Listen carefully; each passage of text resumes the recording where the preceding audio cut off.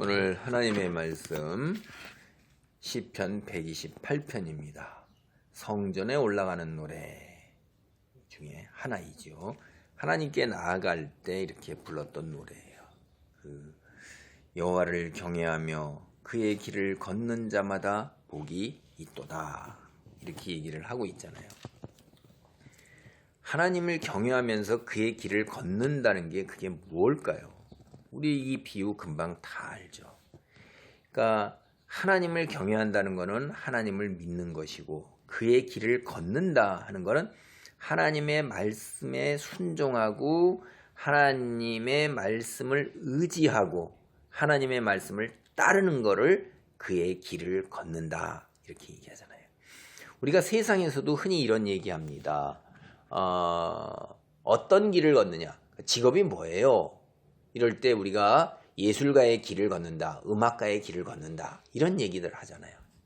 그러니까 여기서 그의 길을 걷는다 하는 거는 하나님의 말씀을 믿고 의지하고 순종하는 거를 이제 이렇게 표현한다는 것을 우리가 알 수가 있는데 이게 이미 모세 때 이런 이야기를 하고 있어요. 하나님께서 하나님을 믿고 의지하고 순종할 때에 복을 받을 것이고 이방 민족들처럼 자기들이 만든 신 그리고 자기 손으로 조각한 우상 그것을 섬기면서 그 다음에 마음의 소원을 그 우상에게 빌고 정성으로 빌고 또한 그 속에서 쾌락을 누리면서 마음에 원하는 것을 얻고자 하는 거예요.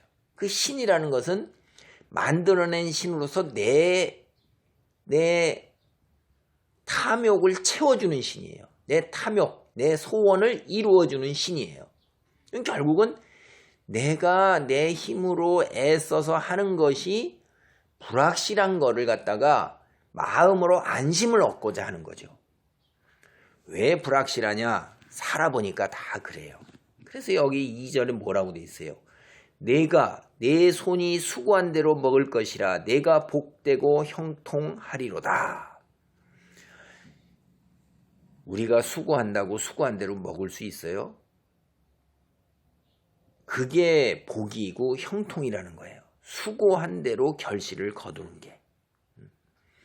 여러분 우리는 너무나도 잘 압니다. 농사 짓는 사람도 굉장히 잘 알아요. 농사를 져서 힘들여서 그렇게 고생을 했는데 한순간에 태풍이 오면 그냥 소득이 날아가는 거예요. 그리고 가뭄이 오면 작물이 자라다가 끝입니다. 그러다가 홍수가 오고 물이 넘치면 다 휩쓸려 가요. 질병이 돌면 또한 한순간에 다 그냥 쓰러져 갑니다. 저는 이렇게 보면 어떤 때는 배추가 원인도 모르는 질병으로 그냥 쓰러져 가고 매달렸던 과실들이 원인도 모르는 채 약을 뿌려도 안 되게 그냥 다 떨어지는 것도 있어요. 그런가 하면 냉해가 오기도 하고 폭염이 계속되기도 해요. 그러니까 우리가 손이 수고한 대로 먹을 수가 있는 게 아니에요. 제가 농사 짓는 것만 예를 들은 거예요. 기업을 하는 분들도 자기의 손이 수고를 했지만 국제 정세라든가 기후라든가 이런 것이 뜻한 대로 되지를 않는다고요. 그리고 우리가 잘 알지만 자연재해가 일어나는 거 우리가 알 수가 없잖아요. 순간에 전 재산이 다 날아가고 목숨이 날아가고 기업이 무너져낸 일들이 많습니다. 이게 내가 내 손이 수고한 대로 먹을 것이라 이게 복되고 형통한 거예요. 누가 그래요? 여호와를 경외하며 그의 길을 걷는 자가 그렇게 복을 받을 거라는 거예요. 내 집 안방에 있는 내 아내는 결실한 포도나무 같으며 내 식탁에 둘러앉은 자식들은 어린 감람나무 같으리로다. 여러분 가족이라는 것이 얼마나 소중한 거예요. 여러분이 결국 이 땅에서 살아갈 때 우리는 평범한 삶을 원해요. 뭐 위대한 능력 있는 삶 이런 삶보다 그저 주변의 가족들하고 같이 오손도손 밥 먹고 함께 자고 그들과 시간을 보내고 이것 자체가 우리의 복이에요. 내가 어떤 큰 위대한 자가 되었을 때 그 대가는 가족과 함께 할 수 없는 거예요. 하나의 성취를 이루기 위해서 거기에다 나의 모든 것을 다 바친 사람들은 가족들과는 함께 보낼 수 있는 시간이 극히 적은 거예요.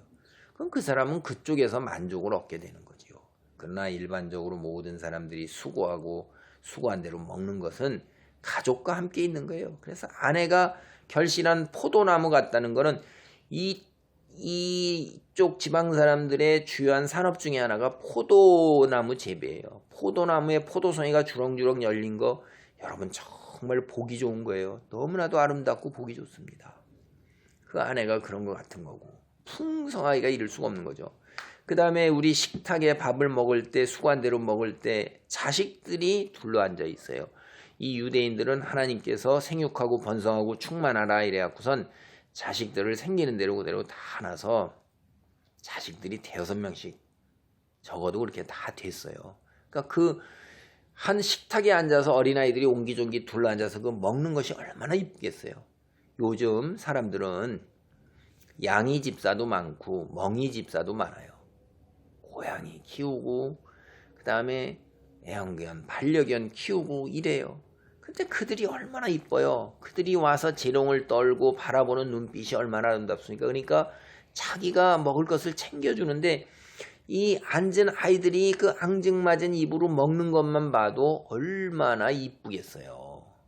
볼을 부비고 안아주고 등허리 두들겨주고 그들의 재롱을 보면서 그들이 너무나도 기쁜 거예요. 어린 감람나무가 뭐예요? 감람나무는 올리브나무입니다. 요즘은 우리가 올리브 열매를 많이 먹죠. 올리브 기름도 먹고 올리브 열매 샐러드도 해서 먹고 올리브 열매를 직접 볼 수가 있어요.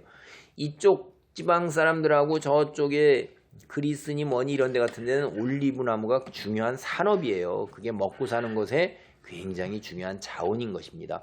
기름으로도 기름 생산이 되고 그것이 그렇게 몸에 좋다고 그러니까 보세요. 소출이라는 게 이 어린 자식이 이제 자라나서 감람나무가 우리에게 소출을 주는 것처럼 풍성한 결실을 가져오는 것처럼 이 자식이 바로 그렇다 이 말이에요. 그래서 여호와를 경외하는 자는 손이 수고한 대로 먹고 가족과 함께 오손도손 사는 복을 누린다는 거예요. 여호와를 경외하는 자는 이같이 복을 얻으리로다. 여호와께서 시온에서 내게 복을 주실지어다. 너는 평생의 예루살렘의 번영을 보며 내 자식의 자식을 볼지어다. 이스라엘에게 평강이 있을지어다. 공동체가 자식 공동체가 우리 동양 사람들도 이렇게 증조할아버지, 할아버지, 아버지, 손자, 증손자 이렇게 같이 살면서 농사를 지을 때 공동체 얼마나 아름답습니까? 그게 참 복이라고 생각을 했는데 여기도 마찬가지죠. 그게 우리에게 하나님께서 허락하신 복이라는 거예요. 그게 삶의 복이 바로 그런 것이고 하나님이 계신 것의 번영 우리가 볼 수 있고 이것은 이 땅 위에서뿐만 아니라 우리는 오늘 시각을 겹쳐서 보죠. 하나님의 나라에 가서도 볼 것이고 새하늘과 새 땅으로 우리가 죽지 않는 불멸의 육체를 덧입었을 때에도 이제 영원히 이런 거를 보면서 누리게 될 것입니다. 이 세상에서도 이러한 복을 누리고 영원한 삶 속에서도 이러한 복을 우리는 누리는 거예요. 여호와를 경외하며 그의 길을 걷는 그래서 복을 받는 그런 자리에 있기를 바랍니다. 아멘.